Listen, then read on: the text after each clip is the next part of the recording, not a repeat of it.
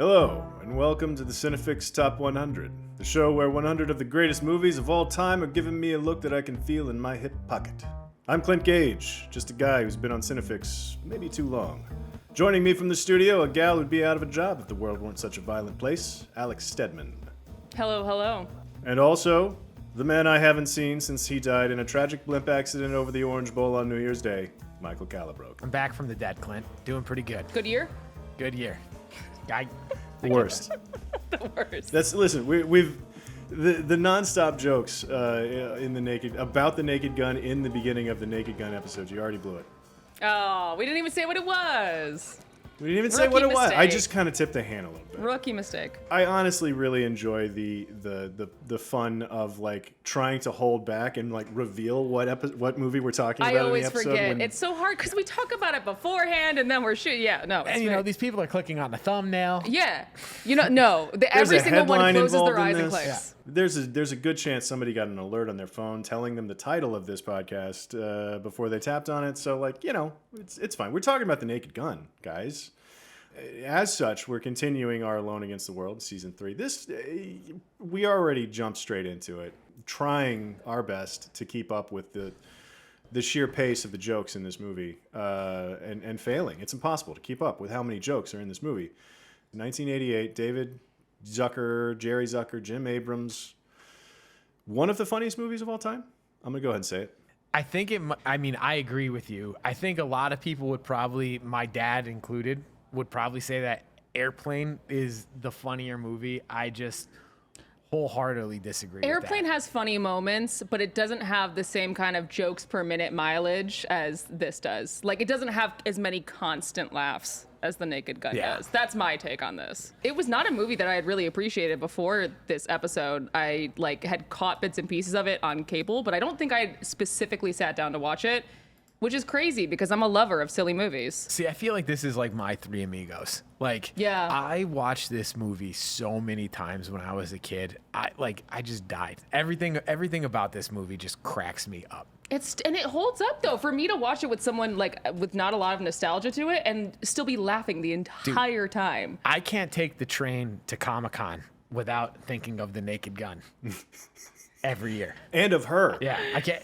Everywhere you look, something reminds you of The Naked Gun. By the way, it's like a joke format that still goes on. Like, I see like TikToks that are at people at the gym and be like, oh, everything makes me think of her. Like, there are so many joke formats that hold up for this movie. Yeah. They just do. They like this movie is great because it just does the melodramatic humor so well. Yeah. Like, whether it's like, you know, the everywhere I look, it reminds me of her, or just like the press line when he gets off the plane and he thinks it's like Weird Al, but it's for Weird Al, and it's just like, can a man hurt inside? I love that he has a long lost love that comes up twice. I mean, there's a version of this movie that if you pull the buttons out, if you pull the punchlines of some of these jokes out, like it's a pretty straightforward like cop tragedy.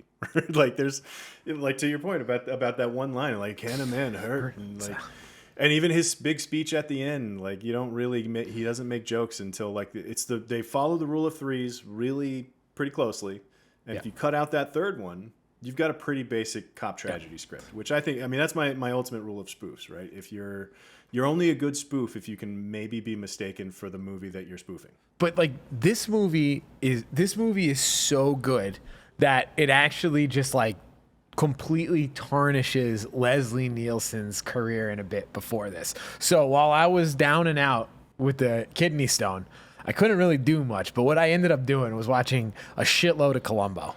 And lo and behold, like Leslie Nielsen appears in a Columbo episode. And the one I saw is he plays this like CIA adjacent hitman who gets murdered. Yeah, he does. Yeah. And he is wearing the most 70s outfit I've ever seen. He has a button-down shirt, but he has it open so deep that the V goes all the way down to the top button of his blazer. He can pull it off, though. He's looking good in this movie. He does pull it off. Yeah.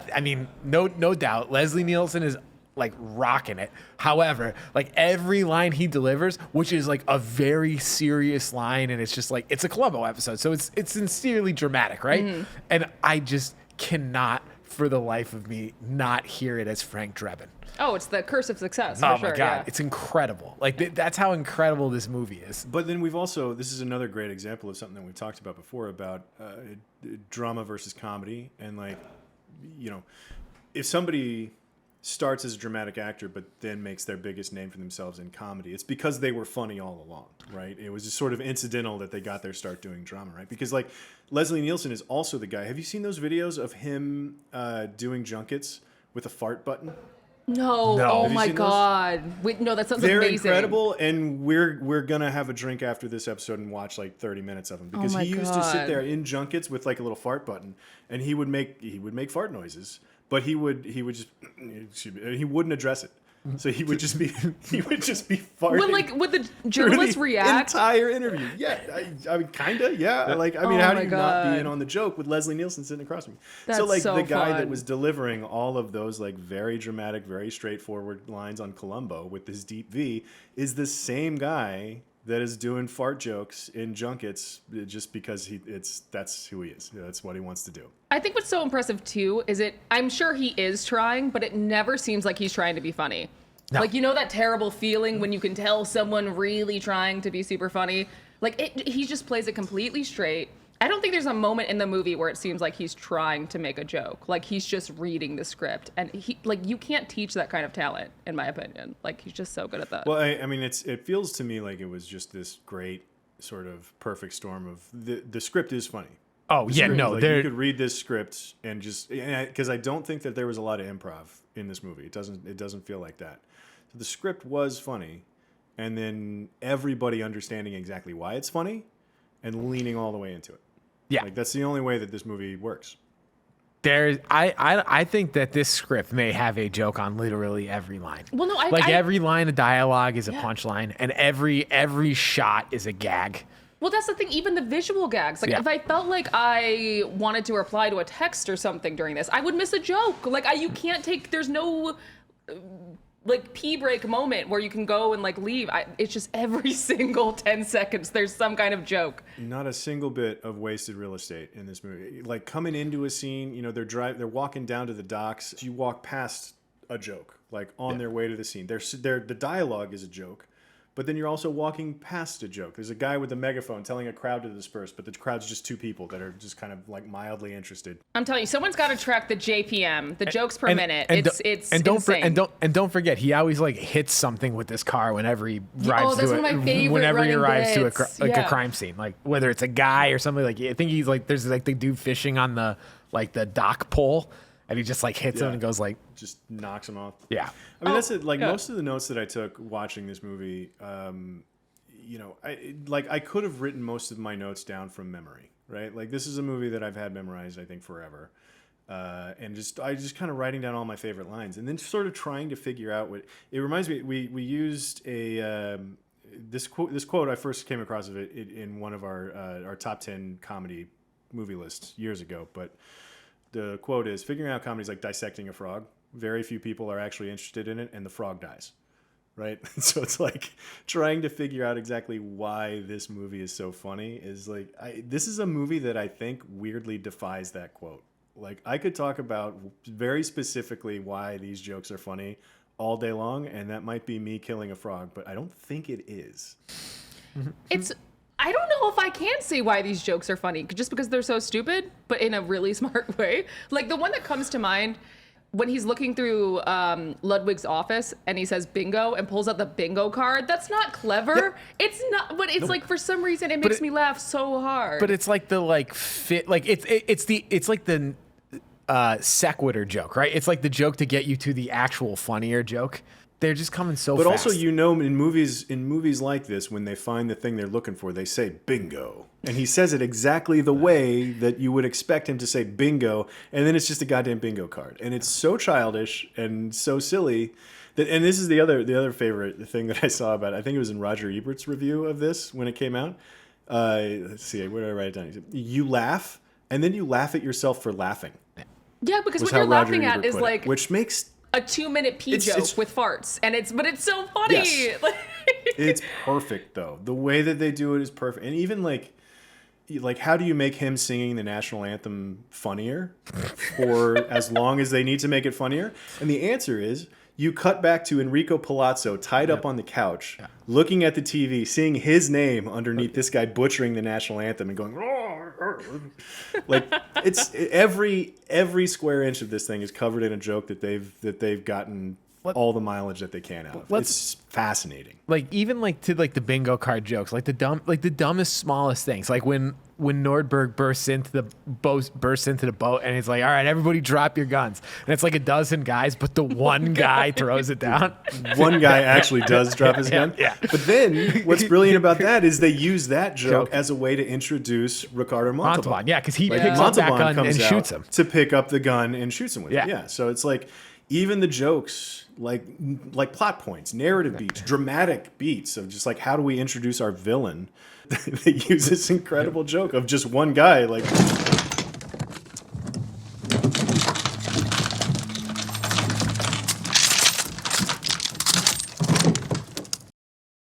We're getting ahead of into brilliant moments here. Is there any, like, the pedigree of this thing?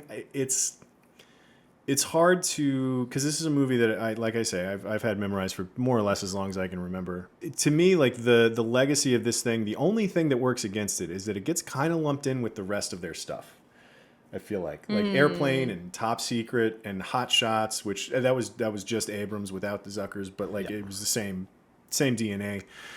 They all kind of get lumped together for better or worse. Like I don't mind. I love all of those movies. Hot Shots and Hot Shots Part 2 are and you're talking about jokes per minute, like they're right up there. Oh, dude, let's not forget about the underwater saloon fight in Top Secret. Oh, like, what a bit that is. That comes out of absolutely nowhere. Were the scary movies, were those Zaz, or was it just the Zuckers? They started producing them later in the series. Okay. I think the bad can't ones. Which not ones. any of them are that great, but yeah.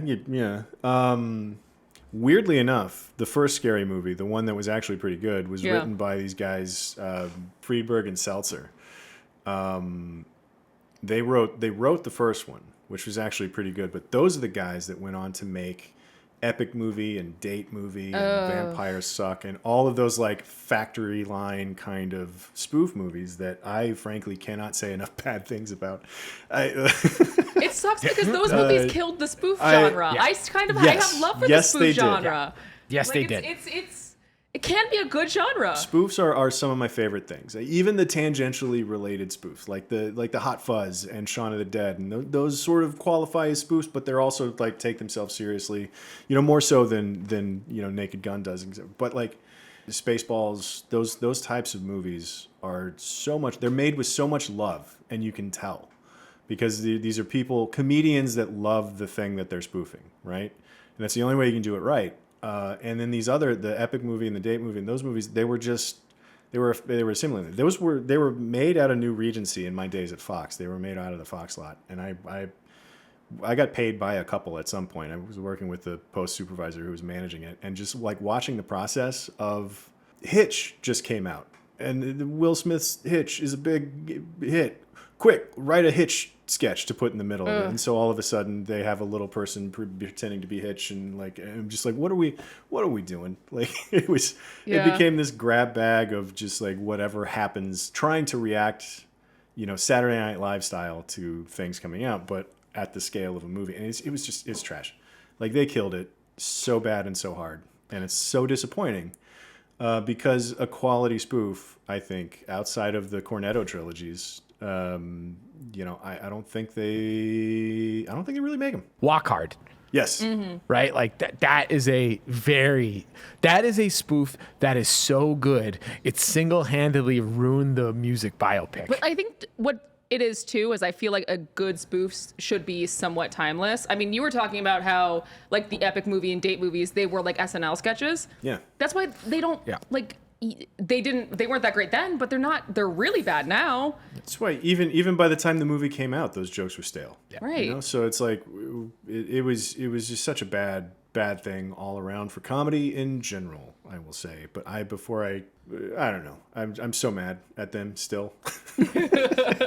We need to bring back good. Anyway, maybe the new Naked Gun will be the harbinger of good spoof movies. I am excited to see what Akiva Schaffer does. The Lonely Island guys are great, and I think if somebody's going to get it, it's going to be one of those guys. Yeah. I mean, and then also Pam Anderson being in it. Yes, that's. And I'm Leslie, really excited not about Leslie. that. We keep mixing them Neeson. up. Liam Neeson, yeah. Liam Neeson. Yeah.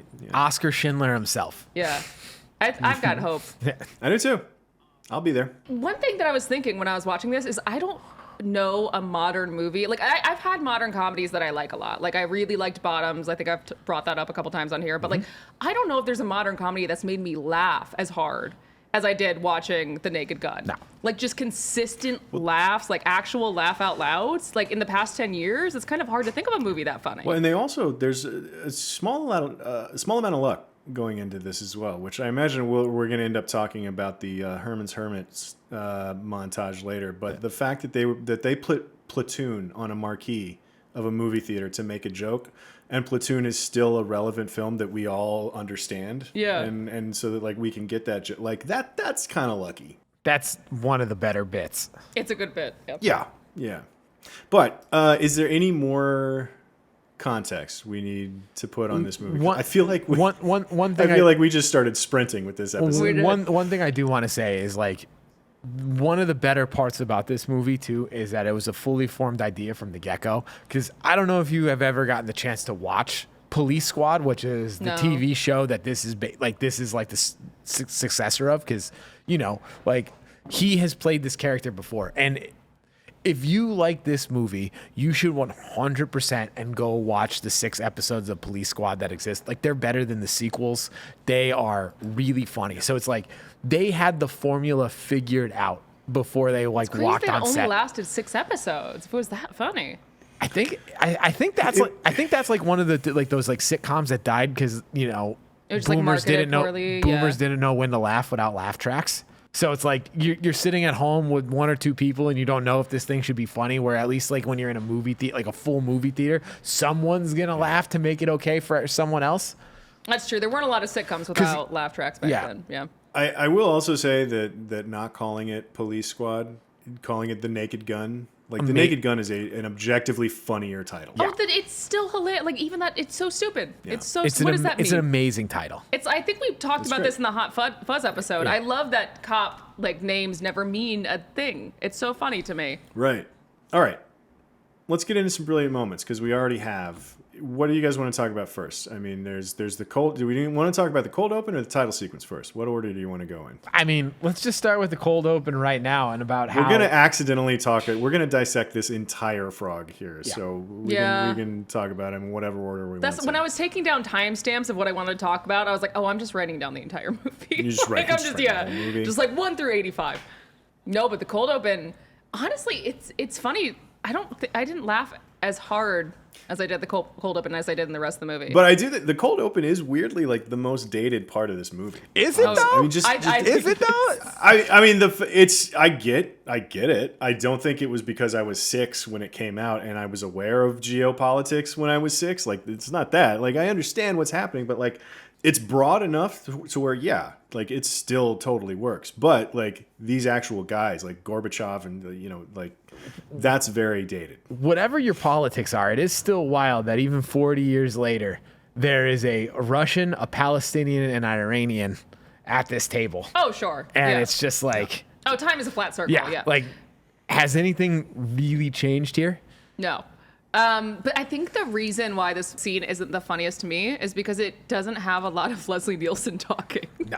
Like, to me, this just goes to show this movie, spoiler alert for the MVP section, this movie couldn't work without Leslie Nielsen. It is another one of those cold opens that the first frames of this movie teach you how you're supposed to watch the rest of this movie. And ending it with him kicking the shades open and then they flip back and hit him in the nose before he falls at, like, that is this whole movie. Everything that they just did, except for like the hard-boiled detective yarn noirish kind of one-liners. There's not many of those, but this is going to be a silly goddamn movie. And then it just goes into what I personally think is one of the most hilarious opening credit sequences that has ever been. It's so stupid. But I love it. And it's so brilliantly escalates. It goes through the car wash. That's like a good bit. Then it's just like, it's like kind of aware of itself. And then it goes into the house. And it's like into the girls' locker room. When it shifts gears from places where a car could conceivably actually be into like the house. No, now we're going into a house. Yeah. But again, like by the time you get to the last title card, I mean, what are you, 3 minutes into this movie? Yeah.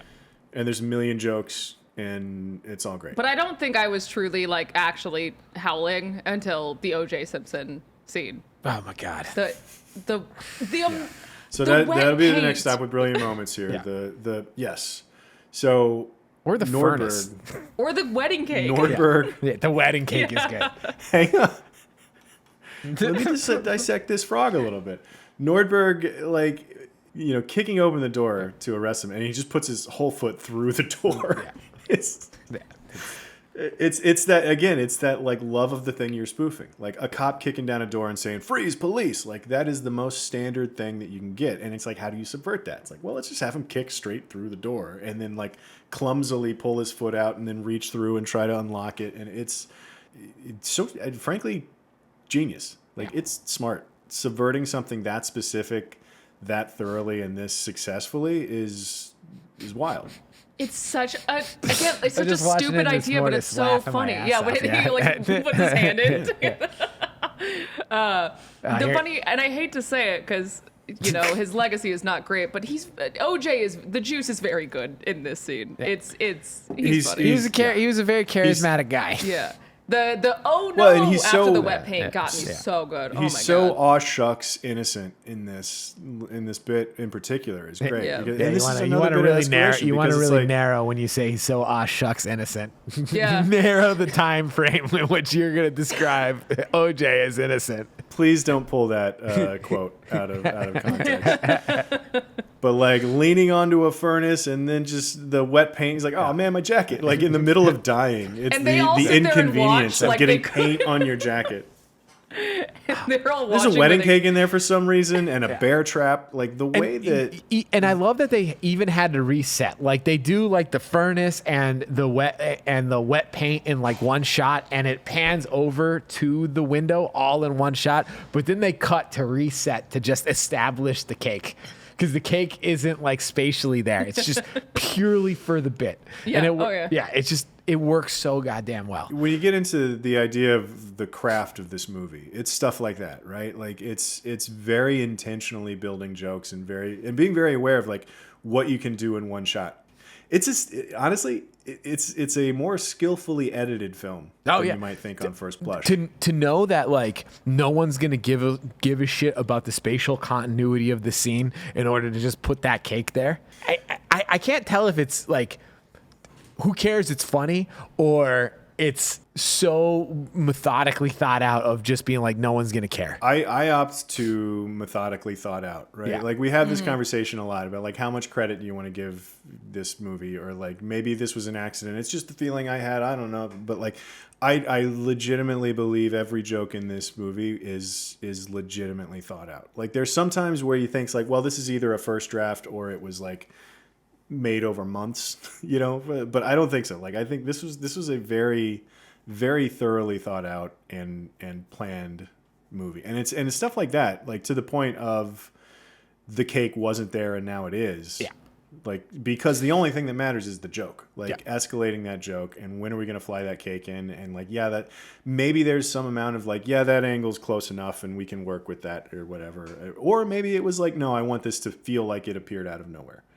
But also, frankly, I never thought about that until you mentioned it just now. Same. I don't think I noticed. Yeah. Because also the bear trap is like he would have been standing in it after he came into the room, So the bear trap just appeared also. Yeah. But like it doesn't matter. That's just for Nordberg. If those are the threads you're pulling on, then this is not your movie. You know? Yeah. I think we talk about a lot too, this idea of being stupid in a smart way. If there were a lot of jokes that didn't land, I would say maybe don't give this movie that much credit. But like every joke lands, even now, 30 years later, almost, it still lands. Like also Nordberg is a really funny name. I don't know why. It's a good name. Yep. No, for a bumbling cop. Absolutely right. Yeah. It's a perfect name. Nordberg. Yeah. Mm-hmm. It's great. Nordberg. Me. Frank, your buddy. One of my favorite jokes in this whole movie. They're all tied for first or second. Like there's not a lot of not favorite jokes in this movie, but it's after the press conference and Weird Al was on the plane and all of that stuff. George Kennedy is describing his ex's new husband. And he's like, do you know anything about him? He's like, well, just that he's an Olympic gymnast and it's the best sex she's ever had. And that joke is punctuated with Drebin like having the car in reverse and backing up into luggage carts. Yeah. And that's funny. Like that's just a great button for that joke. Like it's just like, oh, he's reacting to the bad news that it's the best sex she's ever had. But then we go through and then they're driving, and then the dialogue. They're making more jokes, and this is the everywhere I look, something reminds me of her. And so, but then it's the scene after that when he shows up at the police station and he's still dragging the luggage carts. it's a setup that works as a joke by itself, right? Yeah. And you forget about it because you're like, oh, that's a great joke. That's how you end a joke. Like I am aware of the language of cinema enough to know that this is the end of that joke. Great. Funny. Yeah. I love it.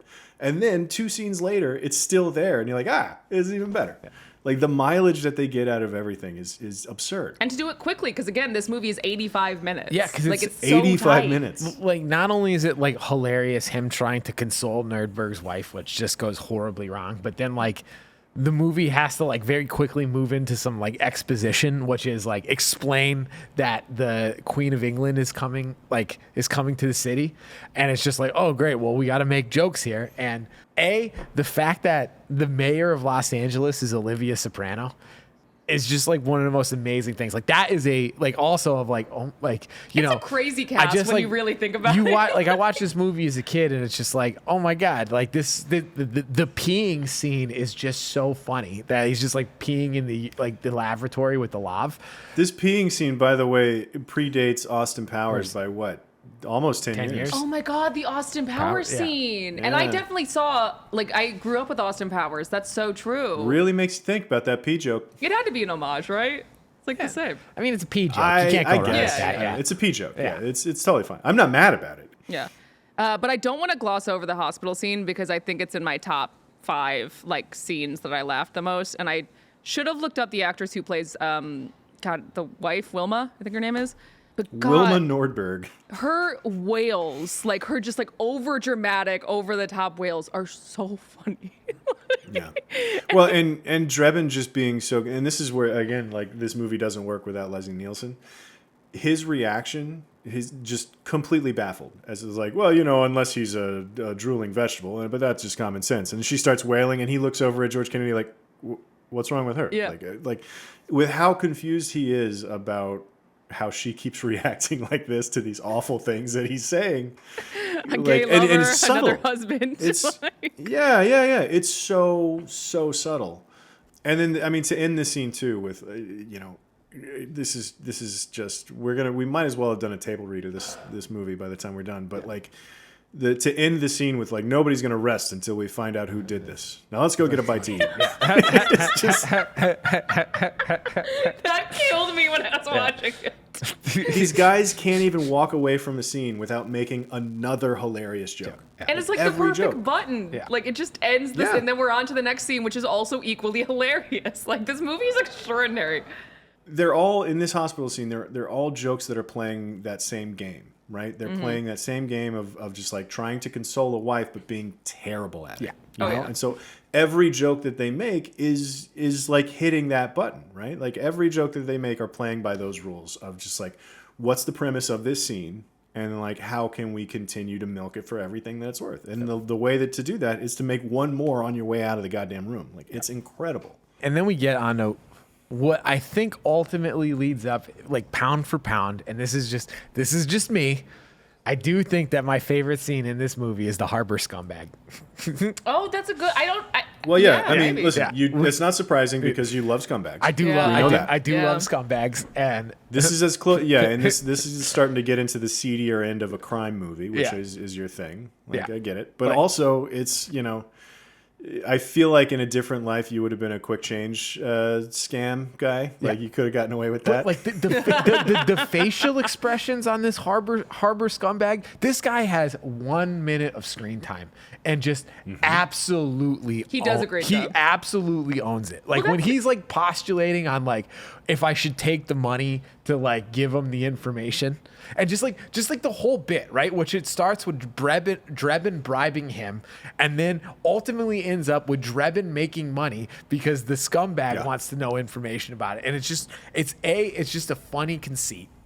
And B, this guy's face just cracks me up every time. Oh yeah, it's classic scumbag face. Like, and he's playing the scumbag straight. Well, that's what I think. That's what everybody is. Yeah. That's what I like about this movie is everyone takes this world very seriously. Like, there are times when they tell Drebin that he's a terrible cop because he is, but like no one's kind of like acting like any of this is absurd. They all buy into the bit. Very occasionally, somebody will mug to the camera or tip their hand like, that's strange, isn't it? But like, and it's not always the straight guys too. Like Drebin gets to do it once, kind of at the end. Right. Yeah. He does it once or twice. He does it right at the end. Yeah, when frankly, that's my other favorite line. Every time I come up with a line, I'm like, nope, that's my favorite. We'll get to that one later. I know what you're talking about though, because it's also at the beginning of this harbor scene. This is the scene where the cop is trying to get two people to disperse. Yeah, and you can hear the voice coming through the megaphone. You can hear the megaphone as they're driving up, and then it's staged backwards in a weird way. It's the logical way to stage it because they're walking towards the crime scene, and so like it makes logical sense. But comedically, I feel like they did it backwards because you see the two people before you see the guy with the megaphone. Yeah, which is like you see the two guys and then you see the megaphone guy. But I mean, it's the smartest way to do it in this instance, I guess. But like, I feel like the normal way to do that scene would be to have the megaphone guy being like, disperse, and then show the crowd that he's trying to disperse. Well, that's the thing. That's why I'm not against dissecting this frog. I think it's like we're all just like kind of sitting here giggling at it, but it's kind of a fascinating frog to dissect because every choice in here is very intentional and very smart. You don't make a movie this tight on accident. The other thing is this is not a movie that was found in the edit either. No. You know, like, I mean, and just, going back to the Anchorman episode where like they clearly shot people in close-ups and it's like, all right, give me 11 versions of the funniest. Oh, you see it in the bloopers. Like, I feel, And that was not this movie. This movie is like meticulously crafted and they didn't I can't imagine they found much of anything in the edit. I imagine this edit is, the old saying, you make a movie 3 times, once when you write it, once when you shoot it, once when you edit it. Like, I think they only made this movie once, honestly. Mm-hmm. Like, this feels like the vision from start to finish. Yeah, no, 100%. Shall we go to the scene where he meets Jane? Nice Bieber. Dude, I'm sorry, I can't not just say the whole movie. It took me so long to get that joke. Oh, I don't think I would get it as a child. Yeah, you gotta age a little bit. Yeah. You got to have a little bit of worldly experience before you understand that joke. And also, how many beavers do you think they had to get through to find like the perfect prop beaver? It's like so big too. Yeah. Like it's absurd. Yeah. Oh my God. And the other thing I really, really like about her too is you get Elviss Presley's daughter. Like, you could just have her be kind of like a stunt casting, have her be eye candy, but she's so funny. Like, she's hilarious in it too. I mean, the running into the wall, like I'm sure we'll talk about later, their like love scene, the montage. She's so good in it. Mm-hmm. The other thing about this scene is the VO here, and this is, it's one of those film noir things of meeting the dame, the femme fatale, and the nonsense that. The kind of legs you could suck on for a day. Like, what? Oh my God. That means nothing. What does that even mean? Anything. And then, but then giving me a look I could feel in my hip pocket is so, God. That might have been, Fred McMurray might have said that back in the day for all I know. Like, that's a pitch perfect noir kind of line. It boggles my mind. I really should have, because I've talked about jokes per minute before. Again, I don't even think it's like you need to look at it as like minutes. It's just... Every sentence of that screenplay, because I think we can all agree that this was like a lot of this movie exists in the screenplay. I think every sentence is a joke. Without question. Like, even like as they're like doing like the action like in the scene, like the scene description stuff, it's just like Or exposition. He's like, that's like, a nice beaver you got there. And then like the script just says, and then she pulls down a stuffed beaver from out of frame. Thank you. I just had it stuffed yesterday. And the sultriest voice too. And even if there's not a joke in it, it's in service of the punchline, right? Yeah. Like there's his big stirring speech at the end when he's talking, telling her how much he loves her, and he's like, I saw things that I never paid attention to before, like flowers and dew and stoplights. It's just, Also, so like if there's not a joke, what they're saying at that moment is setting up the joke that's coming like real soon. I think it's so funny that you brought that up, because not to jump too far ahead, but like watching the movie and like once I got to that scene when he was doing that monologue, I was like trained to wait for the joke. He was like, okay, I was like, okay, dude, like dew on grass, like, and then stoplights, like it you get like ready for it, like by the time you get to the last like 20-30 minutes. Yeah, and they all still work too. Like I imagine the challenge of that. Like we've spent granted just 85 minutes, but here we've spent 80 of those minutes like training you to expect these types of jokes and to see these types of things coming, but like we still get you. Like it's such an impressive 85 minutes of nonstop comedy. Plus, there's a guy in the middle named Mr. Papschmear. Oh my God, Mr. Papschmear! And hearing Ricardo Montalban say Mr. Papschmear is just for as smart and as meticulous and as well placed as everything is in this movie, it also leaves room to be utterly childish, right? Like naming a guy Mr. Papschmear. Like the idea of them sitting around trying to think of the funniest name possible, and they're like, Papschmear? The idea is so funny to me. Yeah, I wonder when they decided they needed that name, right? And I think it might be when there's a version of the scene where he was named something else for a little bit, but then at the end when he hits the button and it turns her watch on and she just must kill Papschmear. Like, I wonder if they were writing that line and like, no, we need something ridiculous for this guy's name. And then they went back and changed it. There has to have been a moment when they were writing that scene where they're like, no, we got to name this guy something weird. Well, that's the thing. I feel like maybe they felt that they were getting into a lack of jokes per minute, and they were like, oh, we gotta put in a stupid name. Like, it can't just be like Mr. Smith. Like, they're sitting there writing it, and then all of a sudden they're like, wait a minute, hang on a second. And they flip back to the previous page. They're like, no, I got like a solid fourth of a page here where we haven't made a joke. Yeah, Papschmear it is.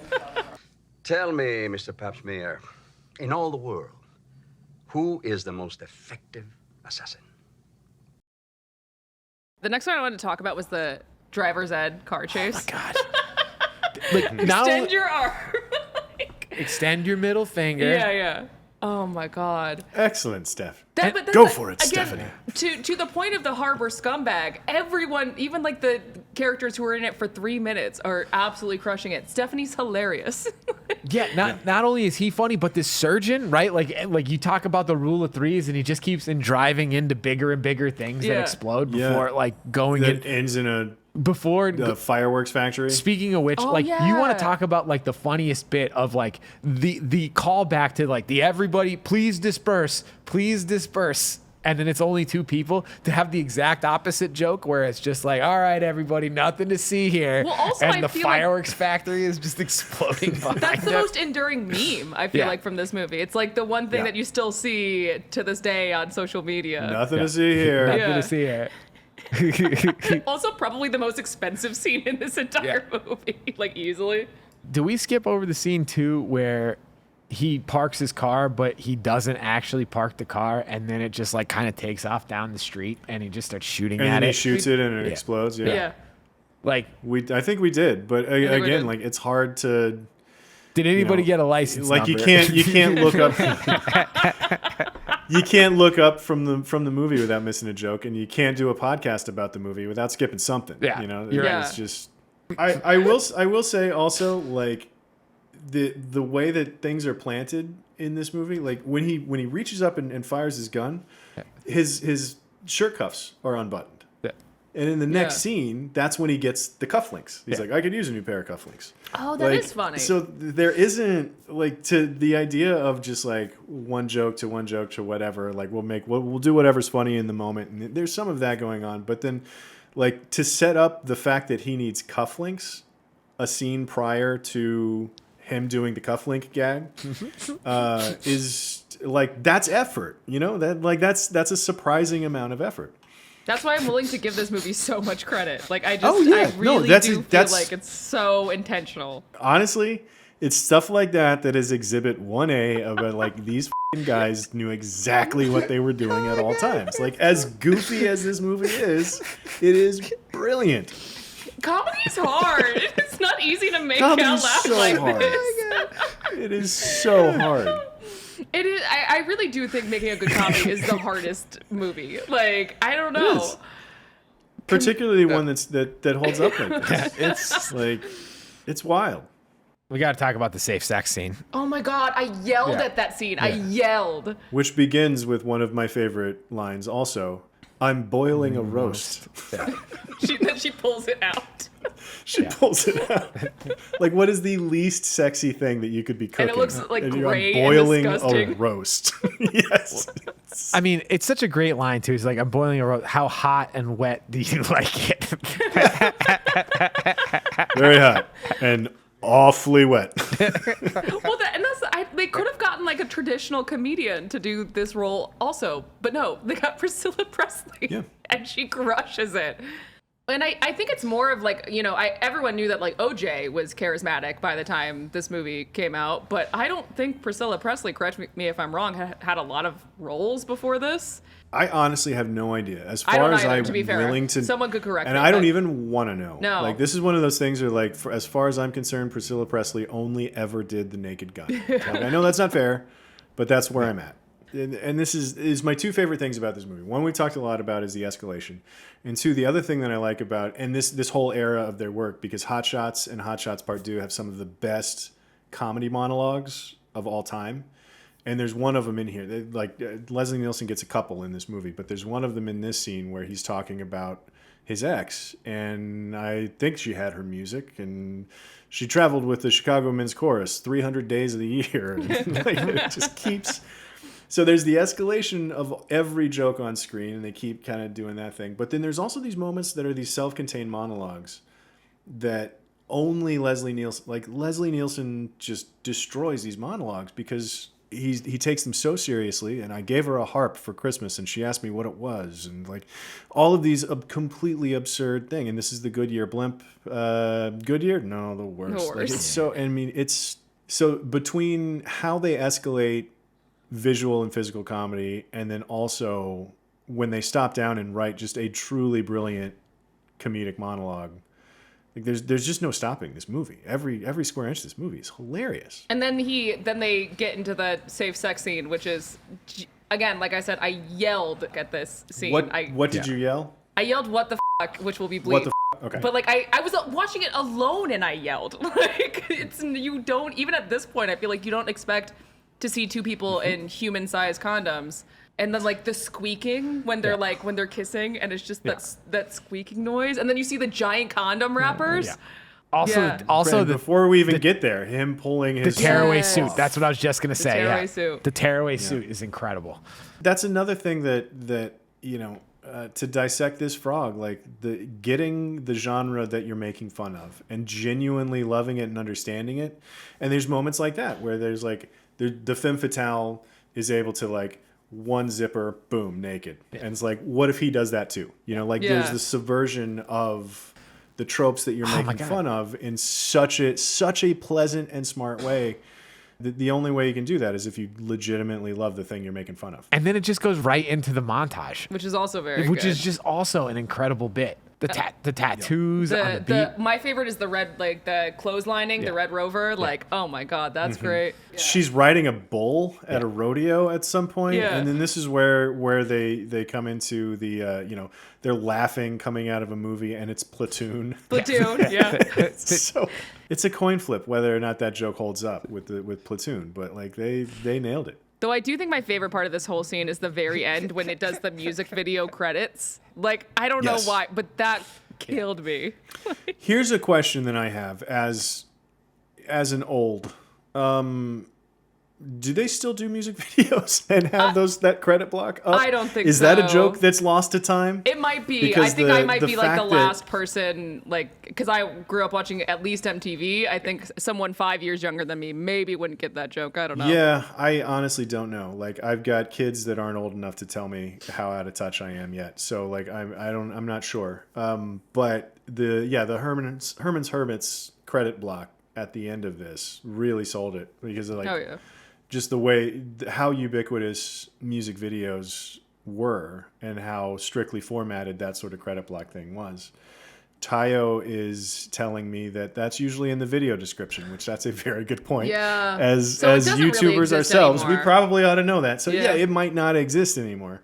But anyway, it's funny because that's one of the few jokes in this that I'm like, well, that makes me feel a little bit old and people might not get it. But like, how many of those have we talked about?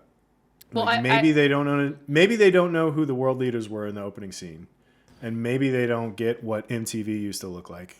Let's I mean, not talk that's about something- that I because mean- that rest just of made it me is- feel old until just now. let's be real. Like, one of our favorite lines, like, how many kids have seen Casablanca in order to get, like, what is probably the greatest monologue in this movie? Because you can't, Yes. you cannot understand how funny that line is without the content, like, without having seen Casablanca. But again, like Clint was saying, I think there's very few of those. Like there's like maybe 3 of those where it's like, you kind of need some Yeah, more. no, a lot of it's just like great crude humor, which is just Yeah. fun. Like, think- a life-size condom doesn't need context to be funny. The funny thing is about both the life-size condom and the video, music video credits is I was talking about earlier how I'd been trained with this movie by the time we got to the baseball scene to like wait for the punchline.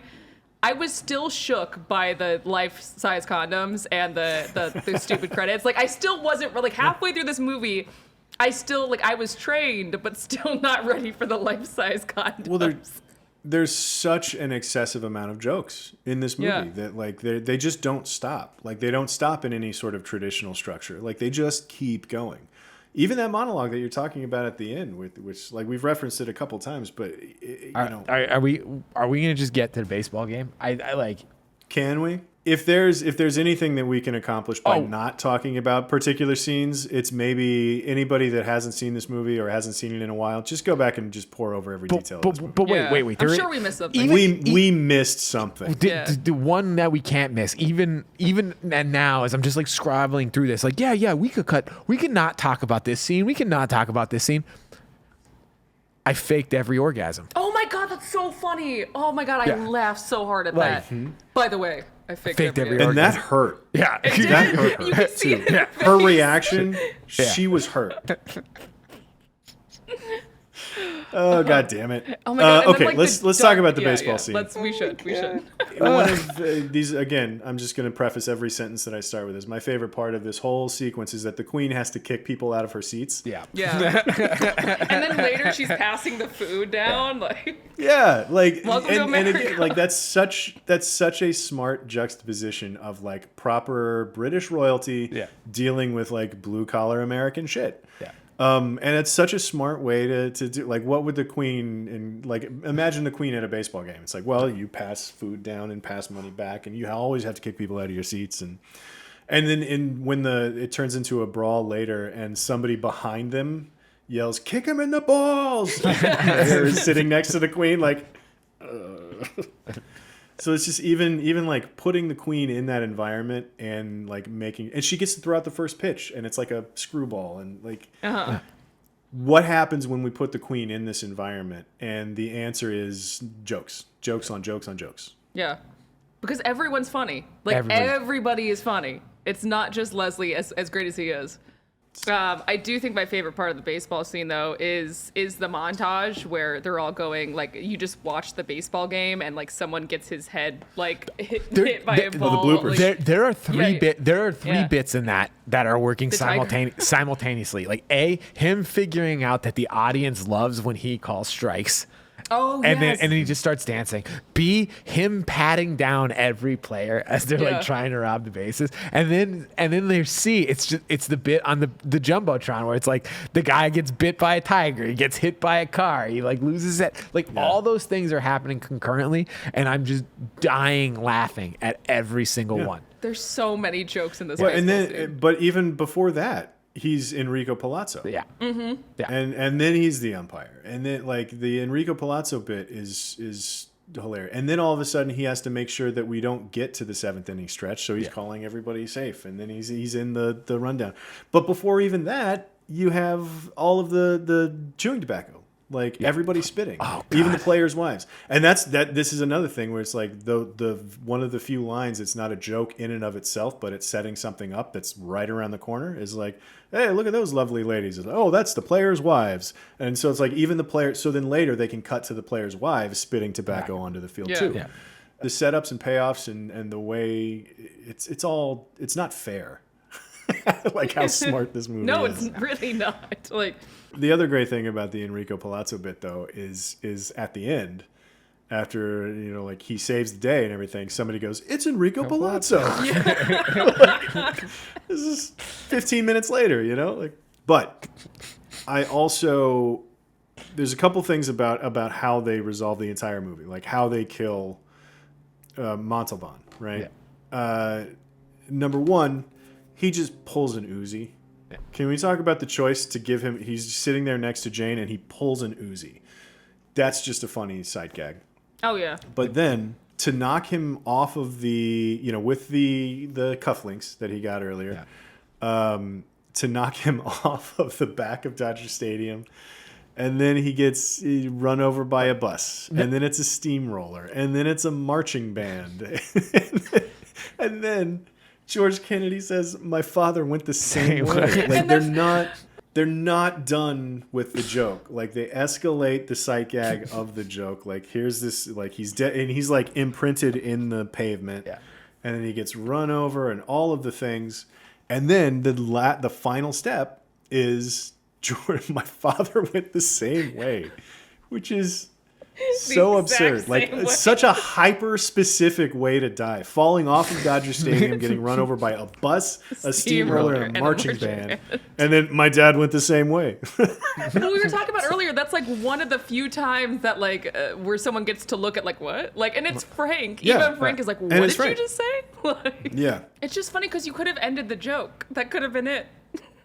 It just felt like someone was No, like, it was a funny yeah. joke already. Yeah. But then they made another joke about it. And that and by it's the too many jokes. And then then we're just like watching it here. They use the marching band to trigger the assassin alarm, which turns. Yeah, it has a point. Yeah, it has a point. It motivates the plot. In the same way that the one guy dropping the gun in the beginning with Nordberg motivates the reveal of Ludwig in the first place. Like it's all working together. The jokes are working with the plot, and it's wonderful. Oh my god. And then here it is. It's just our problems don't amount to a hill of beans, but this is our hill, and these are our beans. It's Yeah. And it's, I don't know why it's sweet. Like how long do you? It's so thi- sweet. Yeah. Alex? Can I tell you like exactly how sweet I personally think it is? The 10th anniversary traditional gift is tin or aluminum for some reason. That is I'm not weird. entirely sure why, but I gave my wife a can of beans with this quote as a note. That's so sweet. Is a literal tin can of beans with some flowers in it and a note it's a topsy-turvy world, and maybe the problems of two people don't amount these to are a world. So yes, this is a quote that is, and I attributed Frank Drebin at the bottom too, so she Good. But it is a quote that is near and dear to my heart for sure. It is. I don't know why it means nothing, but it's so sweet. This is our hill, and these are our beans. Yeah, it's a Casablanca joke. Yeah. is all it is. Yeah. But then also the other line in that monologue that kills me every time is "good, clean love," and then a pause without utensils. Like, what does that mean? I don't know. None of Without utensils. But there's such a strange pause. There's like a whole edit in between that line, He's like, finally, I found somebody I could love. Good, clean love. Without utensils. Without utensils. And the fact that there's just like cutting back to the baseball players for like the emotional resonance, like they were in a bench clearing brawl that ends with them in tears. One of them just says, "I'm sorry." Yeah. A mailman hugging a dog. Yeah, it's one of my other favorite tropes in movies. Is usually it's cutting to a bar and it's like a yuppie and a biker see eye to eye for the first time because of something. Like that's usually the. Oh my god! And the commentators are like, "I'm sorry, I yelled at you yesterday." It's a topsy-turvy world, Jane. And maybe the problems of two people don't amount to a hill of beans, but this is our hill. And these are our beans. Because we're just going to keep talking about this forever. The last bit of brilliant moments that we need to talk about before we can move on is the credit roll. This movie, to say that there's not a square inch of this movie that isn't covered in jokes, there are even jokes buried in the credits. That's so crazy to me. It's like, I swear to God, if they looked through the script and it didn't have a joke in like 5 seconds, they had to like change something. Yeah, even like there's stuff in there that's like Mr. Weiss's divorce attorney, and in case of tornado, southwest corner of basement. Like it is just like right there in the middle of the transpo department. I also like how they build certain characters. Yeah. Like there's a character that's just, some of the characters are just billed by the line that they said. Yeah. There he is. So there's also things like, Dr. Alfred, I have Mrs. Kepley's chart if you're ready to go over it, was played by Mallory Sandler. Just but like I also whole like lines. The credits as it goes. It's Enrico Palazzo, that guy. And Abrams did this also on everyone. They do this on Airplane, and that's funny. This is their entire. This is a shtick of theirs. It's one of their things. Yeah, but it really speaks to the strategy of, if there's something on screen, we need to be making a joke about it. Like, it's even in the credits. They can't not make jokes even in the credits. God, it's so funny. It's just the writing on this stuff is so tight. I've been periodically scrolling through Naked Gun tweets while we were going this, and just like reading some of the lines that they have. They are such brilliant writers. Listen to this line from like one episode of Police Squad. It's just such a complicated joke that is just so incredibly funny. He's like, there'd been a recent wave of gorgeous fashion models found naked and unconscious in laundromats on the west side. Unfortunately, I was assigned to investigate holdups of a neighborhood credit units. I was across town doing my laundry when I got the call on the double killing. Like, he's just trying to insert himself into it's such a good that's what I'm trying to say. Like, when this movie got like greenlit, they didn't have to figure anything out, because they had it. They knew it. Yeah. It was all there. Any other brilliant moments that we need to talk about? Yes, but I'm sure there are. Yeah. I guess we can use this last breath of the brilliant moments section to say, just watch this movie again. And somebody please watch it and count how many jokes you can find. Oh my God. And whoever comes at us in the comments with the highest number wins. They get a shirt. I don't know if I can promise that. But no, I can't promise anything. No. You get access to the link where you can buy a shirt. Yeah, we'll send you the link. All right, let's do movie lists. Frank Drebin was in top 10 heroes. Okay. Winner. Wow. Like, put him actually, in top, like not an honorable mention. Like, not an honorable mention. That's I picked him. Almost. The category that I picked him for was the accidental hero, like bumbling into a win kind of hero. Also, because we haven't acknowledged it. It's very Alone Against the World. Yep. It's good one for this season. Yep. Hate to compliment Dan, it's that wonderful cop trope that he has to do it outside of the jurisdiction because he's suspended and all that good stuff. Mm-hmm. But yeah, Frank Drebin, one of the top 10 movie heroes of all time, as far as I'm concerned. And then it got honorable mentions in title sequences, of course. I got an honorable mention in funniest movie moments as well, as far as I can tell. Wait, which scene? Which moment? I don't know. Pick one. I bet it's the P. I bet it's the P. It's probably why it didn't get the pick, because there's too many to choose from in this movie. The whole movie is the funniest. I'm kind of surprised it's not on more list, to be honest. Frankly, me too. Comedy gets hard to do lists about, honestly. We haven't done a ton of work with comedy, honestly, because of the dissecting the frog thing. Like it's And it's also just like, it's not the things that originally come to mind too. Like when we were doing our lists, I don't know like how you guys drafted yours, but when I did mine, I like read it over and I'm like, man, this thing is f***ing dour. Like I had to go back in and insert such a serious boy. Yeah, because like it's just like we're gonna I'm do the top 100 movies of all time, and it's just like it's so dour, and it's just like I'm not this serious. Like where are all my favorite comedies? And like I had to go back in and just like I guess the whole process is a manual process, but like cognizantly think of like I need more comedies in here, and I'm sure we'll get to where they're ranked, but I think that this is the highest ranked pure comedy on my list. I mean, as someone who has Anchorman at number 11, I can't relate too hard, but no, I think, and I have a very passionate argument as to. I think when you look at some of the more prestigious, like top 100 movies of all time, there's not enough comedies.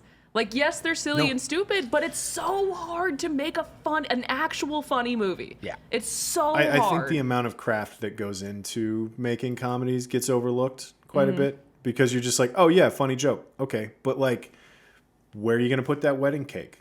And how did that bear trap just came out of nowhere? Because like you literally weren't expecting it because spatially it shouldn't have been there in the first place. So there's no way you could have. Yeah. So like that being it's a feature, not a bug, that kind of thing, right? Like it's the craft that goes into, making sure that every joke lands as good as it does in this movie is bananas and should not be overlooked. Yeah, and I think it's easier to make someone cry or to make someone scared than it is to make someone laugh. Like I think that is one of the hardest things to do genuinely. Absolutely. And that's why I will always I'm not ashamed to have some comedies in my top 30. Not this one though. I mean spoilers, but I just hadn't thought of this one. Well, at some point we'll revisit this list and it'll be much higher on mine, I can tell you that much. Yeah. All right, shall we torf? Yeah. Let's torf. All right. Torf number 1. The henchman that falls into the vat at Dugout Dog's meat plant. Ooh, that's like a scene we didn't really talk too much about. At Dugout Dog's why is there toxic waste at a meat processing facility? It doesn't make any sense.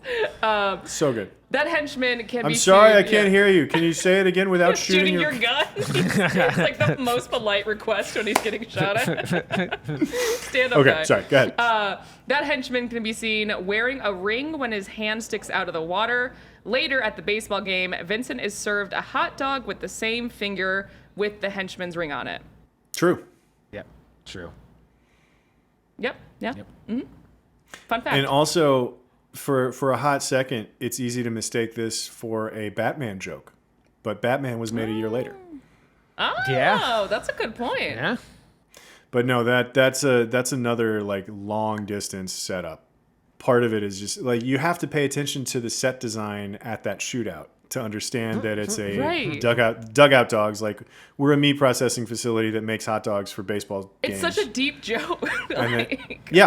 Well, and like you don't notice it. You just don't like, and because it's also just a regular old joke about like gross hot dogs. Mm-hmm. 100%. That's a joke on its own without specifically being like, oh no, this is the All right, turf number 2.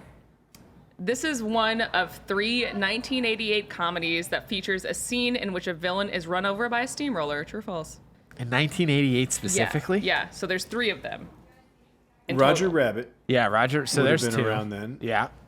But Austin Powers wasn't until the 90s. No. I feel like The Mask has it too, but man, that's the second Austin Powers joke that was borrowed from The Naked Gun. Specifically the 80s? 1988, the year. The 88, the year. Other comedies. That's false. Yeah. Because Roger Rabbit, I guess it was 1980. It was 1988-ish. I don't know how close it was. Okay, so I'll steamroll this a little bit. It is true. And Who Framed Roger Rabbit is one of them. Yeah. It is 88. Mm-hmm. Can you guys think of the second one? So this is, you mean the third one? Third one, yeah. Yeah. There's Naked Gun, there's Roger Rabbit. Is it like Spies Like Us or something? Is it Beetlejuice? No. What is it? I give up. I'm going to be mad when I hear it. Yeah. A Fish Called Wanda. Fish Called Wanda. Yeah. Me. I would have never got that, but holy shit, that's a great movie too. Yeah. I don't. Yeah, I that's didn't. another You good know one. what? I probably wouldn't have clocked that a fish called Wanda was 88. I thought that would have been like a early 90s weirdly, comedy. I wouldn't have thought of Roger Rabbit as 88. Good find, Ty. That's a Yeah, no, that's a good one. yeah. That is a good one. Okay. All right, Torf numero 3. The actress who plays Queen Elizabeth II was previously a Queen Elizabeth II impersonator before being cast in the movie. Yes, true. That's true. I'm going to say false because I think that it launched her career as a Queen Elizabeth impersonator. I think it was the other way around.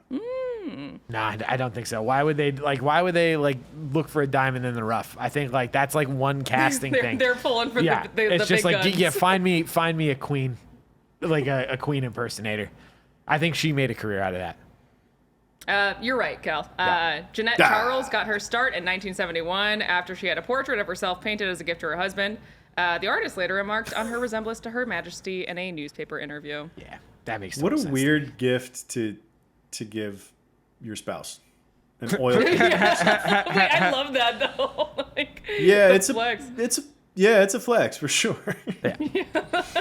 Just look at me. Awesome. Torf number 4. The original title for the film was changed because it sounded too similar to another police movie franchise. True or false? Probably true. I'll go. Lethal Weapon came out the year before. I'm gonna go true. They changed it because it was too close to Lethal Weapon. Yeah. Yeah. I'm gonna give it to you. And they were true. saving it for National Lampoon to make Loaded Weapon years later. Yeah. I'll give it to you true, but not because of Lethal Weapon. It was just called Police Squad, like the show, but it was changed because it was too similar to Police Academy. Oh my God, another cop comedy. I do think, and it also got them away from the word with an exclamation point in the title because Airplane, Police Squad, Top Secret, and Hot Shots also had an exclamation point. That was their thing. And to what we were talking about earlier, how funny The Naked Gun is. The filmmakers were given a list of 20 other titles and chose Naked Gun because, quote unquote, it promised so much more than it could possibly deliver, which is very funny to me. That's great. Which is so, yeah. That's a good reason for anything. That's a good. Yeah. That's a good way to choose anything. Anything. Yeah. Like, oh, there's no living up to this. Let's do it. All right, got one more. Weird Al took first dates to see the film. He even wore the same Hawaiian shirt as his big screen self. I during the dates. 100% think that is true. Oh God, I hope that's true. Yeah. I want it to be true so bad. Just lie to me if it's not. Oh, it's true. I don't need to lie. Yeah, hell yeah. I love that Weird Al is like, I'm even wearing the same shirt. So there's just no. That's No, so no funny. I hope confusion. it's his. I hope one of those dates became his wife. Like Yeah. Oh, that the would one been that funny. the one that really got the joke Yeah. Yeah. is just like that's the one that worked out.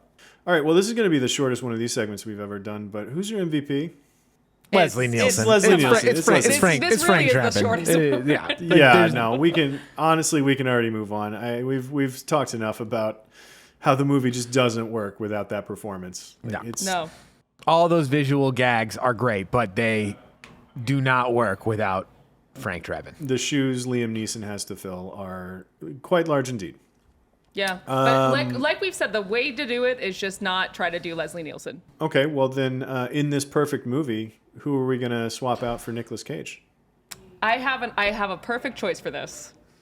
Go. O.J. Simpson, because that way Yeah. you don't have the O.J. Yeah, Simpson there it is. weirdness, and he would do a great job. I think if you played him up too, he would have been young at this time, so Yep. he would have been like the new cop on the beat.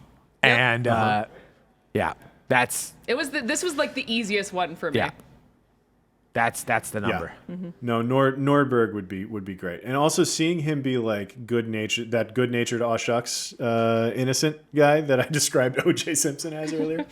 I mean, That'd be it's funny. the role. Yeah. Yeah. Oh, yeah, well, that'd be a completely different. Like, I don't think that exists in Nicolas Cage's filmography. I don't think it does. Cal would know. I feel like but- I feel like the Has only he other done like an aw option. shucks guy before? Yeah. Who? Peggy Sue got married. Kinda. Yeah. He's pretty aw shucksy, and Peggy Sue got married. And I would say like Moonstruck a little bit. A little bit, yeah. Yeah. He's kind of dumb hot guy in that. Yeah. And then why couldn't you put the bunny back in the box? But that's not exactly the aw shucks we're talking about. No. Yeah. Okay, well that was a quick segment too. These last segments, when we all agree, they go by pretty quick. Yeah. All right, well, let's talk about where it ranks then. I am told Dan does not have it on his list. Alex? I'm sorry to say I don't, and it's a real Sunset Boulevard for me. Wish it was. I'm not sorry. I'm ashamed to say that it's not on my list. Wait, this whole time I thought this was yours. Yeah, it's not. This is crazy. Cal, how high did you have it? Number 20, Bob. Well, good job, Number 20. Yeah, well, thank you for Thanks. that, because like this You're is welcome. honestly, Another, and I know we've another I one know of we've the- said this another one of before. these great movies that is solely on this solely an episode. All right, because calm down. Okay. I know we've talked about this a bunch, particularly in this segment every week, when it's just like, in how we built these lists and shooting from the hip a little bit. And like, this is one that like, I don't know that it occurred to me, but had it occurred to me, it would have been much higher than not on my list. This is one of my all-time favorites. this movie's incredible. I just don't think I'd really sat down and like actually watched it. And I'm really glad I did, because now I'm going to watch it again. Most of the movie is on Giphy at this point, so Oh, yeah. Yeah. That's could the thing. probably I see yeah. I'd probably seen a 85 good minutes 70, worth of nothing to see here. I'm actually surprised it's not on Dan's list too. This seems like a Dan ass Nah, movie. he went. This is I don't know. more of an airplane guy. Yeah. The thing that Did you have Airplane, Clint? So or you I have would Hot have to Shots? look. Is this like we didn't accidentally collude for the Zuckers? No, I don't think Because that we it still infuriates me, and this is I think my personal biggest shame about this list so far is that we do not, a Cronenberg movie did not make it. Meanwhile, I'm ashamed of myself for not getting Mean Girls on the list. Yeah. Really failed. Well, as a let's see how millennial close woman, you I feel. got. So what, Cal? What if it's just your 20? We've talked about like top All right, is 20 it time? is probably the Oh, only is it way time? to get it on the So, list. Wait, like, what did you say? 21? I said it's 20. It's number 20. Right? I like. Where does that put us? Where does that put? You looked. I did. I'm You already terrible at looked? guessing. Yeah. We've I'm said, terrible. listen, we've said all along that like top 20, it's got to be top 20 if it's only on one list. Yeah. So I mean, it's got to be like barely on the list. High. Yeah. I'm gonna say 92. 92. I'm taking the over. You're taking the over? Okay. Interesting. Taking the over. Guys, thanks to my sole efforts, this is the number 100 Oh my greatest God. movie Wait, We that's of all found a it. lot though. Like We found literally, it. you were right. we were- It needs to be top 20 on Yeah. one person's list to Yeah. be on the list. Yeah. I'm starting We to get cracked. upset at how much we understand Dan's algorithm. Yeah. I guess it's can't okay. believe Maybe this Dan's almost, algorithm isn't as sophisticated as we thought. I think I'm Nope. the only one who can still strike, and let's just get that out of the way.